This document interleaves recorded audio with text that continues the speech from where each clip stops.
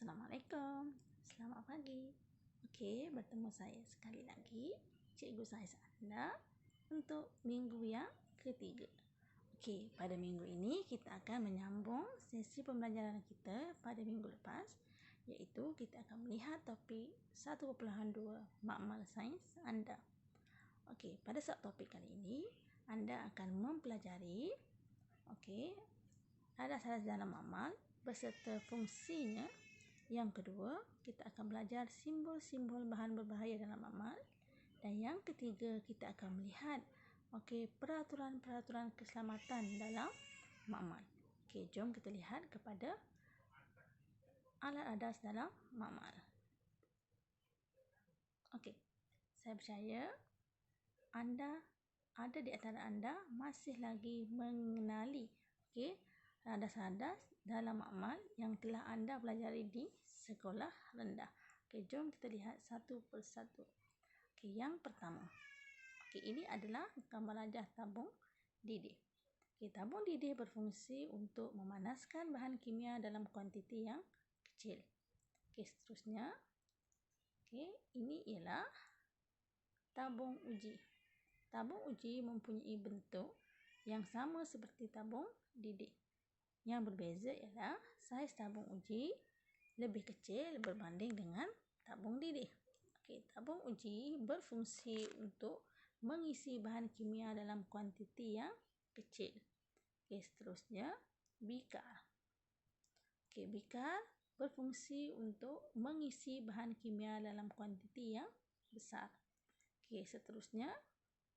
Okey, ini adalah gambar rajah kelalang kon. Okey, kelalang kon berfungsi untuk mengisi bahan kimia dalam kuantiti yang besar. Okey, seterusnya. Okey, ini adalah kelalang dasar leped. Okey, kelalang dasar leped fungsinya adalah sama seperti fungsi kelalang kon, iaitu untuk mengisi bahan kimia dalam kuantiti yang besar. Okey, seterusnya.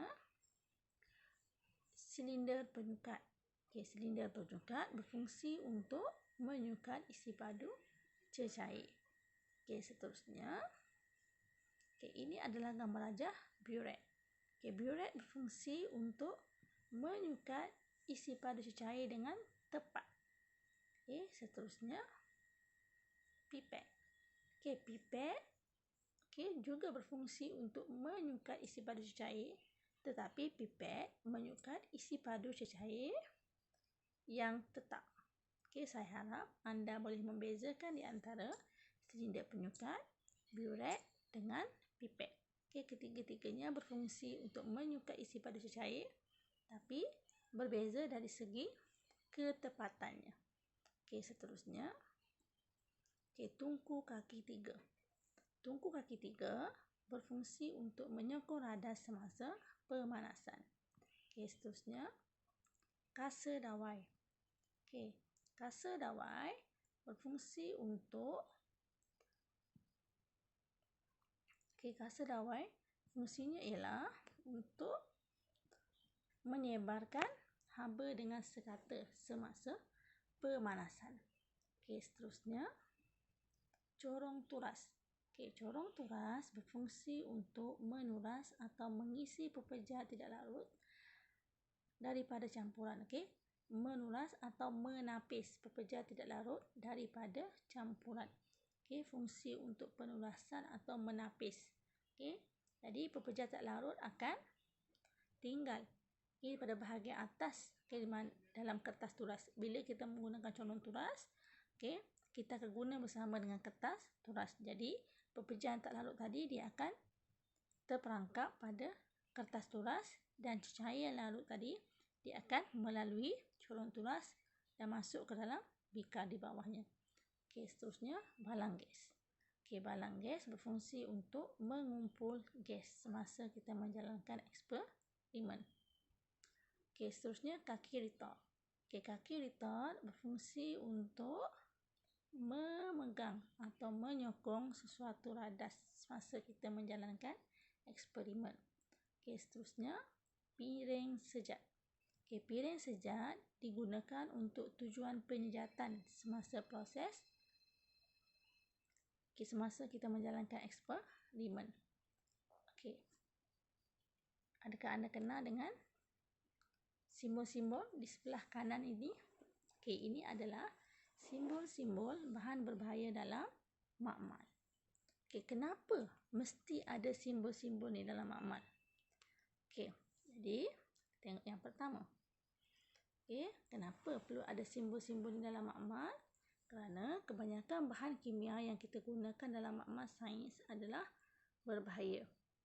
Okey, jadi kita perlu memastikan kita melihat simbol amaran pada botol bahan kimia dengan teliti sebelum kita menggunakannya, okey, untuk mengelakkan sebarang kemalangan. Okey, seterusnya, setengah bahan kimia contohnya seperti kalium dan litium, okey, dia boleh bertindak balas jika terdedah kepada udara. Jadi, untuk mengelakkan bahan kimia seperti ini bertindak balas dengan cepat di udara, maka bahan kimia ini kita simpan dalam minyak parafin. Okey, seterusnya. Okey, simbol-simbol amaran dalam makmal ada beberapa jenis. Antaranya ialah bahan merengsa, bahan radioaktif, bahan mengakis, bahan beracun ataupun bertoksik, okey, bahan mudah meletup dan juga bahan mudah terbakar. Okey, kita lihat kepada yang pertama. Okey, iaitu bahan merengsa. Okey, simbolnya itu adalah seperti bentuk huruf X. Okey, kalau jumpa simbol macam ni, ini bermaksud bahan tersebut ialah bahan merengsa. Okey, bahan merengsa ialah bahan kimia yang merengsa yang boleh menghasilkan wap, okey, yang dapat memedihkan mata, hidung dan tekak. Okey, jadi elakkan daripada menghidu wap atau asap daripada bahan kimia ini. Okey, gunakan bahan kimia ini dalam kebuk wasap. Okey, contohnya adalah kloroform dan amonia. Ini adalah dua contoh bahan kimia yang merengsa. Okey, seterusnya. Okey, ini adalah contoh simbol bagi bahan radioaktif. Okey, kalau lihat simbolnya seperti bilah kipas, ada 3 bilah dekat situ. Okey, jika awak jumpa simbol macam ni, ini menunjukkan ini adalah bahan radioaktif. Okey, bahan radioaktif ialah bahan yang mengeluarkan sinar radioaktif yang boleh menyebabkan kanser. Contohnya, uranium dan plutonium. Okey, seterusnya. Okey, ini pula ialah simbol bahan mengakis. Okey, jadi bahan mengakis ialah bahan kimia yang bersifat mengakis. Okey, jadi bila jumpa simbol macam ni, awak perlu mengelakkan daripada menyentuh bahan kimia ini kerana ia akan melecurkan kulit. Tapi sekiranya terkena pada kulit, apa yang perlu awak lakukan ialah awak perlu mencuci bahagian yang terkena bahan kimia tersebut dengan air yang banyak. Okey, contoh bahan kimia mengakis adalah asid dan alkali pekat. Okey, seterusnya. Okey, awak lihat. Itu ni gambar tengkorak. Okey, bila awak jumpa pada botol ataupun pada botol reagen ataupun pada tong ataupun pada apa-apa sahaja yang ada simbol macam ni, maka awak perlu ingat ini adalah bahan beracun ataupun bahan toksik. Okey. Ya, bahan beracun ataupun bahan bertoksik. Okey. Jadi apa yang perlu buat? Jangan minum, jangan makan ataupun menghidu bahan kimia ini. Contohnya merkuri dan klorin. Okey, seterusnya bahan mudah meletup. Okey, contohnya bahan mudah meletup ini apa dia? Siapa boleh bagi contoh? Okey, ini kita tengok simbol dulu. Okey, simbol bahan mudah meletup ni adalah macam seolah-olah dia buat gambar kat situ macam bom yang meletup. Okey, bahan mudah meletup adalah bahan kimia yang mudah meletup lah. Contohnya gas hidrogen. Okey, jadi bila kita menggunakan bahan mudah meletup ni, kita perlu menggunakannya dengan cermat mengikut arahan yang betul. Okey, contoh tadi gas hidrogen dan gas butana.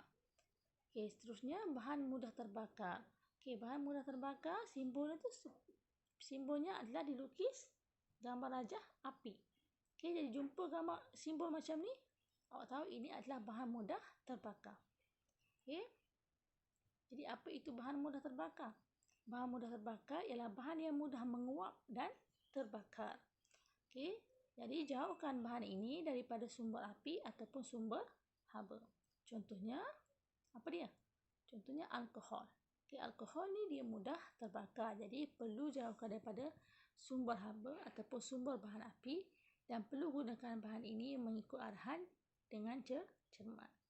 Okey, contoh tadi saya bagi alkohol dan juga petrol. Okey, seterusnya kita lihat kepada yang ketiga yang akan kita pelajari hari ini ialah peraturan dan langkah keselamatan dalam makmal.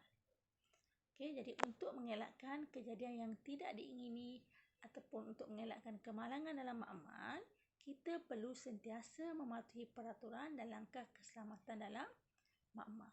Jadi apakah dia langkah keselamatan dan juga peraturan-peraturan dalam makmal? Okey, jom kita lihat.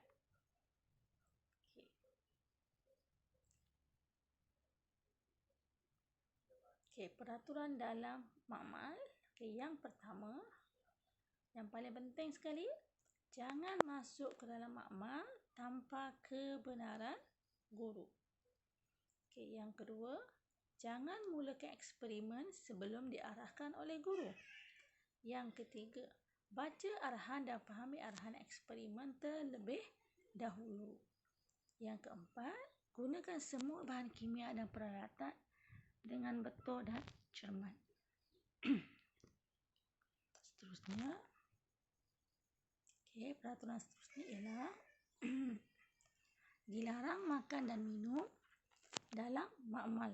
Kita juga dilarang untuk bermain-main di dalam makmal. Okey, seterusnya dilarang mengeluarkan peralatan dan bahan kimia dalam makmal keluar. Okey, seterusnya kembalikan peralatan dan bahan kimia ke tempat asal jika kita alihkan semasa kita jalankan eksperimen. Okey, seterusnya pastikan tempat menjalankan eksperimen sentiasa kemas dan bersih. Cuci semua peralatan dan buang bahan buangan mengikut kaedah yang betul. Okey, cuci tangan dengan air sabun sebelum meninggalkan makmal. Okey, seterusnya. Okey, ini diberi beberapa contoh. Okey, beberapa contoh perkara yang betul dan tidak betul yang biasa kita lakukan dalam makmal dan yang perlu kita elakkan, okey, semasa kita jalankan eksperimen. Okey, yang pertama tu, bila kita menjalankan eksperimen yang memerlukan pemanasan menggunakan tabung uji, apa yang perlu kita buat ialah jangan halakan hujung tabung uji ataupun mulut tabung uji tadi, jangan halakan kepada kawan ataupun jangan hala kepada diri sendiri. Okey, hujung tabung uji ataupun mulut tabung uji itu perlu dihalakan ke tempat yang tidak ada orang.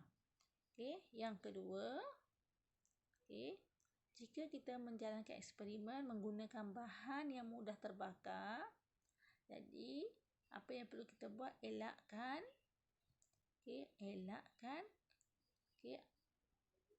menggunakan bahan kimia yang mudah terbakar itu dengan bahan api.